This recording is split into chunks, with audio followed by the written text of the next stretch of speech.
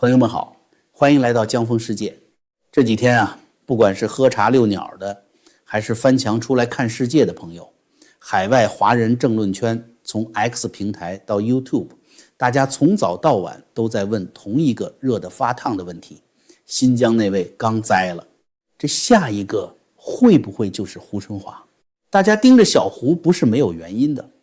胡春华可是中共20大以来一直被外界拿放大镜看着的潜在接班人，也是团派最后一根孤零零的独苗。马兴瑞刚刚成了20大后第3个在任期间被查的政治局委员，这第4把铡刀到底会不会精准地落到小胡的脖子上？但我今天想跟各位掏心窝子说一句，这个问题啊，您不能单独找答案。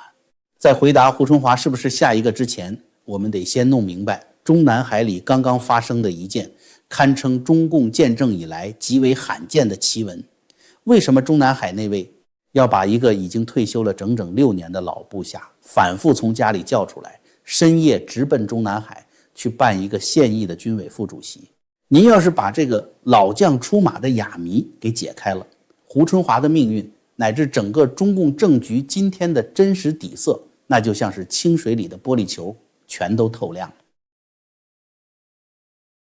我们不妨先在脑子里勾勒这么一个画面：北京的深冬初春，寒风刺骨，一个已经退休6年，平日里估计也就是含饴弄孙看看报纸的老干部，突然接到一个没有来电显示的绝密电话，紧接着一辆挂着特殊通行证的黑色红旗轿车直接开到家门口，连个招呼都不打，直接把人拉进了中南海高墙之内。这不是好莱坞谍战片的开头，这是刚刚在北京真实发生的事。这可不是街道办退休的老大爷，被叫回去的这个人叫舒国曾，浙江杭州人。当年皇上还在浙江当省委书记的时候，舒国曾是省委办公厅的核心文胆。那位主子当年跑遍下江村淳安县，后头跟着拎包记笔记起草讲话稿的就是这位舒大笔杆子。可以说主子放个屁他都知道该怎么用4、6骈文给包装成重要指示。因为这份绝对的忠诚，2017年舒国曾被直接空降到了一个极端敏感也极端要命的位置，中纪委驻中央办公厅纪检组组长。大家可能对这个冗长的头衔没什么概念，这个职位是干什么的？他是专门负责盯紧中央办公厅、军委办公厅、政法委这些最核心机密部门的。外界给他起了个绰号，叫中南海内卫线的掌门人，说白了就是皇上的御前带刀侍卫长兼东厂长工，直接对一尊负责，监督他身边最亲近的人是不是有二心。舒国曾在这个位子上兢兢业业干到2020年底退休，按理说这辈子就算平安着陆，可以安享晚年了。但是就在今年初，中共20届4中全会专题研讨班期间，舒国曾被紧急召回，而且不光是他一个人被挖出来了，由蔡奇亲自牵头挂帅，成立了一个极高规格的政治审查小组。小组的核心成员居然是连续3任的中办纪检组长，前任徐令义，前任舒国曾，现任张义全，内卫3龙全部合流，这在中共党史上是闻所未闻的奇观。这3代厂工聚在一起去对付谁呢？去对现役的军委副主席张又侠进行联合质询。这质询的内容可太刺激了，包括说服他提前退休，交代他儿子张文杰的事情，还有他身边机要秘书的漏洞。朋友们，这就是我们常说的政治 X 光机了。透过现象看本质，大家想想看，正常的反腐办案，中纪委手里有着100万大军，现役的监察力量，专案组多如牛毛，办一个案子绰绰有余。到底是什么样的极端情况能让一个大权在握的最高领导人觉得手下这帮现役的官僚都不顶用了，非得把退休6年的老部下从被窝里挖出来，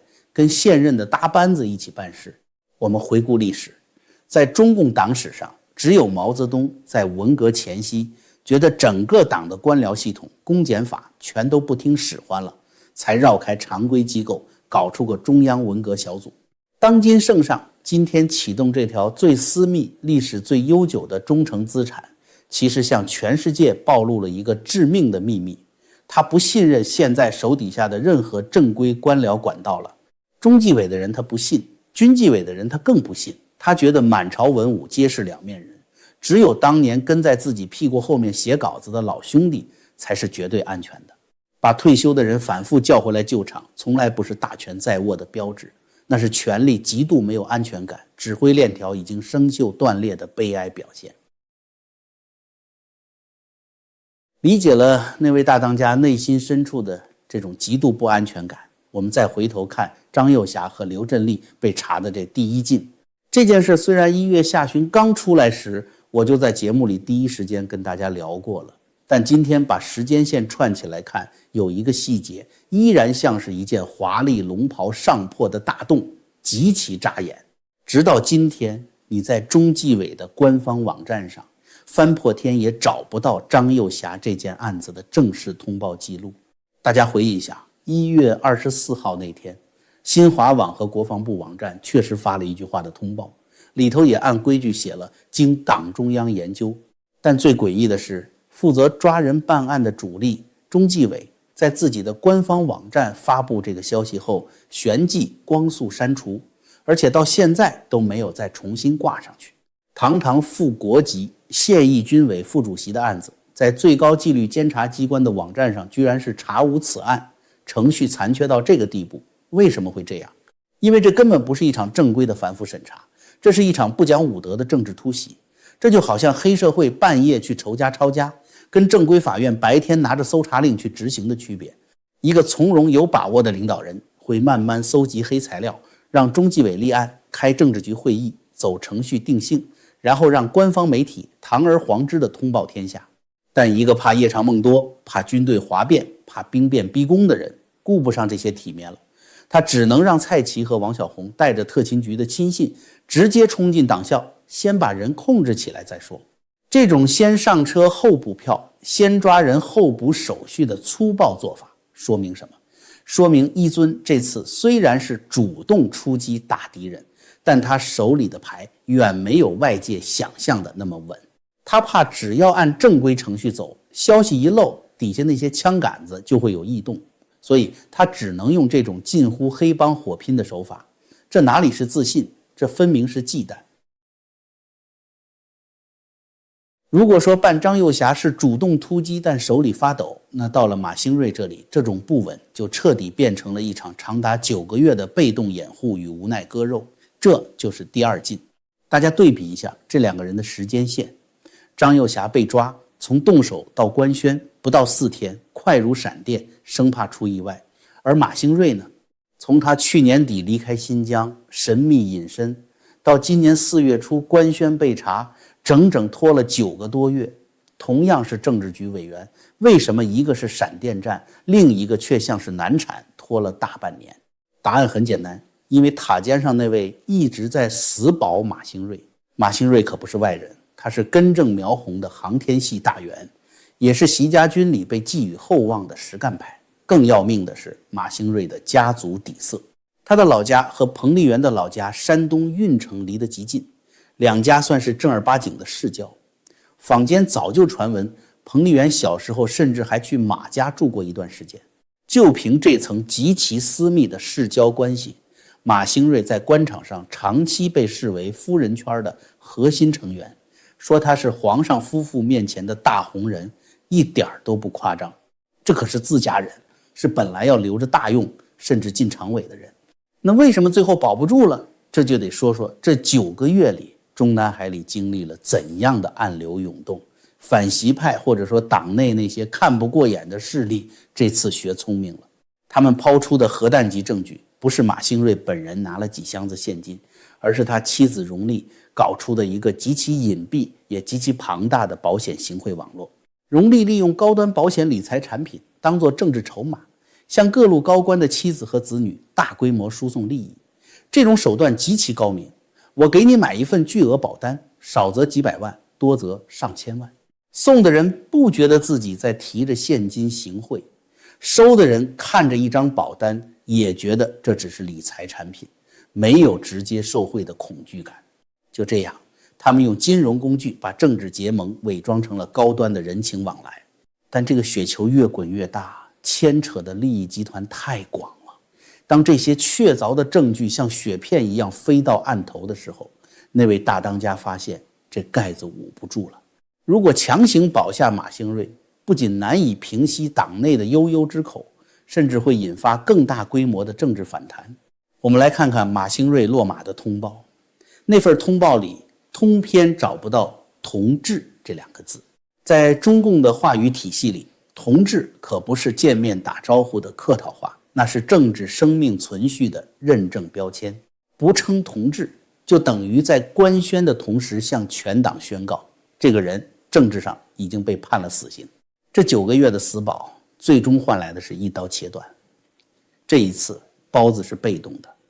从主动保人到保不住，到最后被迫把一个本来要护着的亲信扔下船。这哪里是一个运筹帷幄的棋手在布局，这分明是一个被对手逼进了死角，被迫走了一步自己最不想走的臭棋。说到这场惊心动魄的政治大戏，大家吃瓜看戏之余，也别忘了保重自己的身体。今天给朋友们推荐我们的老朋友普瑞堂。目前普瑞堂正在举办庆祝玄宝黑参全球销售10周年感恩回馈的超大活动，日期是从3月28日一直到4月19日。在这个期间，购买任何普瑞堂商品，立刻享受2大惊喜福利。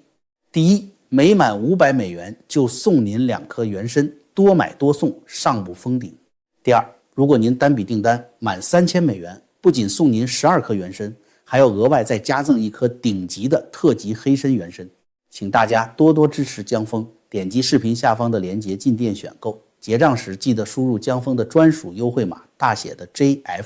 就能直接享受全球包邮。养足了精气神，咱们接着往下看中南海接下来的这场大戏。马兴瑞这颗雷炸了，事情就完了吗？当然没有。在中共的绞肉机里，一个棋子既然废了，就得榨干它最后的剩余价值。于是借力打力，这把刀开始转向了下一个目标。这也就是大家最关心的第3晋胡春华。我们回归到开场的那个问题，为什么现在是时候动胡春华？胡春华的政治存在本身就是一个极其尴尬的标签。作为曾经的团派储君、广东省委书记、国务院副总理，他在20大上被踢出政治局常委，屈尊去政协养老，这相当于被半废。一尊对他的策略一直是养着但不用，看着但不提。但时间不等人啊，2027年就是中共21大，距离现在不到2年了。到了这个节骨眼上，那位要确保自己的权力无限期延续，接班安排上不能有任何杂音。而胡春华只要还活蹦乱跳地坐在那里，哪怕他天天在家念佛，他的存在本身就是另一种政治可能性的象征。在独裁者的眼里，这个象征本身就是最大的威胁。更致命的是，马兴瑞案提供了一个完美的切入点。马兴瑞进入广东高层时，胡春华是广东省委书记，两人在同一个政治大染缸里深度交叠了多年。马兴瑞案牵扯出的广东官场庞大人脉网，只要顺藤摸瓜往上查，胡春华就算再清心寡欲，也绝不可能完全置身事外。材料中纪委手里肯定有，但问题的关键不在于胡春华会不会倒，而在于中南海那位现在还有没有足够的系统执行力，让这把刀顺利地切下去。如果胡春华倒了，说明圣上的控制力依然残存，还能在21大前完成最后的清场。但如果胡春华挺过去了，不倒，那就大有文章了。这说明什么？说明官僚系统的执行力已经拉胯到了极点，底下的执行者开始消极怠工，没人愿意再替皇上干这种得罪全党的脏活。无论哪种结果，胡春华的命运就是检验当今圣上实际控制力最精准的一把尺子。讲到这里，大家可能会觉得反习派在逼宫，皇上在反击，这都是传统的两军对垒。但接下来我要告诉大家的是更为惊悚的真相，连习家军自己内部也已经乱成了一锅粥。我们把视线从中南海转移到东南沿海，看看刚刚发生在厦门的那盘棋。就在马兴瑞官宣落马的同一周，福建厦门市委书记换人了。这事乍一看好像就是个普通的地方人事调动，跟上面那些惊天大案八竿子打不着。但您要是把里面的人物关系捋一捋，就会发现这叫打天下的时候喊万岁，坐天下的时候抢座位。被换下来的叫崔永辉，他是湖北恩施人，早年在湖北基层摸爬滚打，2020年跨省调到福建，在尹力主政福建的时候做省委秘书长，也就是尹力的大管家。后来空降厦门当市委书记，他被广泛视为尹力这个派系在福建插下的一根重要钉子。大家想想，厦门市委书记这是个什么含金量的位子？厦门是皇上的第二故乡，是经济特区，是涉台的最前沿。过去20年来，这个位子就是中共官场通向权力中枢的超级跳板。你想想何立峰当年卸任厦门一把手后，直升天津，然后进发改委，最后进了政治局。再看看崔永辉前面的几任厦门市委书记，基本上最后都妥妥的升了正部级。可以说，在即将到来的21大布局里，谁坐稳了这个位子，那就是踏上了通往福建省长乃至副国级的黄金跑道。可是崔永辉呢，这次被突然换下，官方至今捂着不公布他的新去向。坊间盛传他顶多也就是保留个福建省委常委的头衔，转去当省委统战部部长。懂中共官场门道的朋友一听就明白了，从特区一把手去管统战，这叫典型的明升暗降，直接把你从手握重权管着钱袋子的实体衙门发配到边缘的虚线岗位去喝茶养老了。这标志着崔永辉的仕途遭遇了重大拦截，直接崴了脚。那是谁把他的黄金跑道给截糊了呢？接替他的是一个叫林涛的人。这林涛是广东人，早年一直在广东的地方系统打转，但就在前2年他坐上了直升机，先升广东副省长，2024年直接进京，当了国务院最年轻的副秘书长。他在国务院是给谁当大秘呢？是给副总理刘国中。这在中共体制内叫大秘镀金模式，先跟着中央首长积累人脉，然后外放封疆大吏。更有意思的是，何立峰早年长期主政厦门，厦门可是何立峰的绝对老巢和政治自留地。而林涛这个广东老乡带着刘国中和何立峰的双重背影，直接空降厦门，把引力的人给硬生生挤走了。这次换人表面上是平调，实质上是引力系在关键地盘上输给了何立峰和刘国中的联合绞杀。这反映出一个极其可怕的信号，这种人事更迭根本不是中南海那位在统一调度，而是习家军内部的各路诸侯、各个山头已经开始在21大倒数2年的试窗期里，自己算自己的账，自己抢自己的地盘了。因为大家心里都跟明镜似的，如果傻乎乎的等着上面那位来统一安排，黄花菜都凉了，底下这帮所谓的亲信已经开始在他眼皮子底下分赃不均，互相捅刀子。一个独裁者面对明显的敌人不可怕，可怕的是连自己养的狗都开始为了抢骨头而无视主人的存在，这局面你让他怎么管？最后我们来看一个极具戏剧性但也最能说明问题的微小细节。这是一个关于坐错车的故事，但里面藏着的政治密码足以让人倒吸一口凉气。时间回到3月27日，北京中科院地理研究所门口，83岁的前总理温家宝走出大楼，虽然头发花白，但精神矍铄。他微笑着向两旁围观的人群抱拳挥手，听见有人高喊总理好，他还频频点头回应。就在这个看似温馨和谐的退休老干部视察的画面里，发生了一个诡异的瞬间。温家宝走向车队，差点走错了车，随行的人员赶紧快步上前，把他引向了后面一辆黑色轿车。如果您有一双政治 X 光机的眼睛盯着那辆车的车牌看，您会发现那是一个白色的军牌 VA02388。这有什么稀奇的？太稀奇了。朋友们，在中共的体制里，中央警卫局是专门负责现任和退休最高领导人安保的，这支力量由蔡奇主管，直接听命于中南海那位。按照这10几年来的规矩，温家宝这种级别的退休正国级出门，必须由中央警卫局派车护送。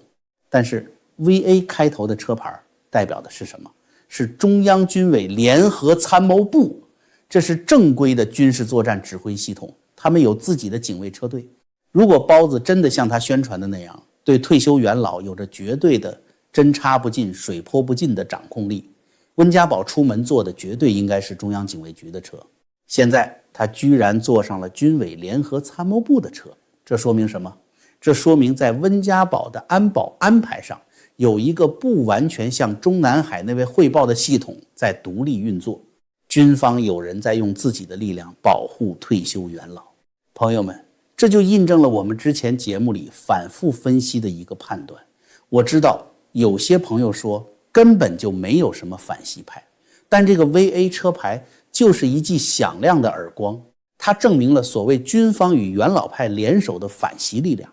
它不仅真实存在，而且已经在用这种方式公开叫板了。更诡异的是信息流出的节奏。您想想，温家宝这种正国级元老的出行，如果上面那位不点头，国内媒体那是绝对鸦雀无声，封锁的死死的。事实也是如此，这趟出门，大陆官方媒体上连个标点符号都没报，墙内是彻底的静音状态。可是这事儿绝就绝在国内，虽然铁板一块，海外各大社交平台上却像是收到了统一的爆料通稿一样。先是几张现场照片疯传，把大家的胃口吊起来，过了2天，连多角度的高清视频都精准地放出来了。大家琢磨琢磨，温家宝深居简出10几年，他一个80多岁的老爷子出门会自己带个摄影团队，然后专门找人翻墙上 X 平台去发爆料视频吗？绝不可能。这说明什么？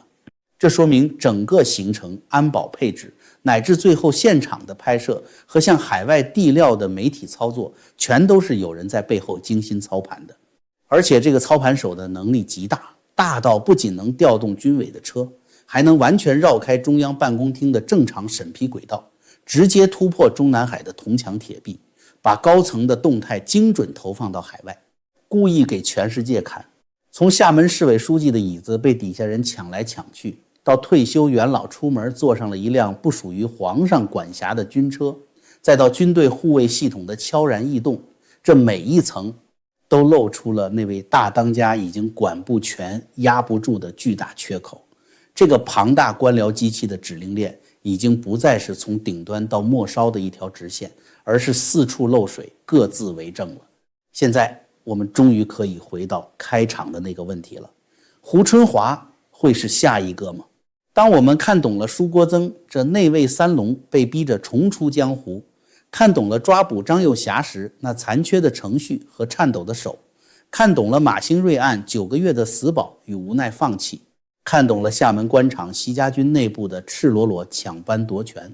看懂了温家宝坐上的那辆 VA 开头的军车，我们就会明白胡春华会不会倒，这根本不是一个关于他个人命运的问题，这是一个关于包子现在到底还有没有能力让这台绞肉机按自己意志运转的问题。当退休的老特务需要被反复叫回中南海去办案的那一天起，其实就已经宣告了，这套曾经让所有人恐惧的权力系统已经在从内部不可逆转的生锈崩塌。至于胡春华的结局，就让我们搬好小板凳拭目以待吧。好了，今天的故事就聊到这里。如果您觉得江峰的分析还算透彻，能帮您看清这历史大戏背后的门道，别忘了点击订阅，打开小铃铛，顺手点个赞，再把这期节目转发给您的朋友们。您的支持就是江峰继续深挖真相的动力。我们下期节目不见不散。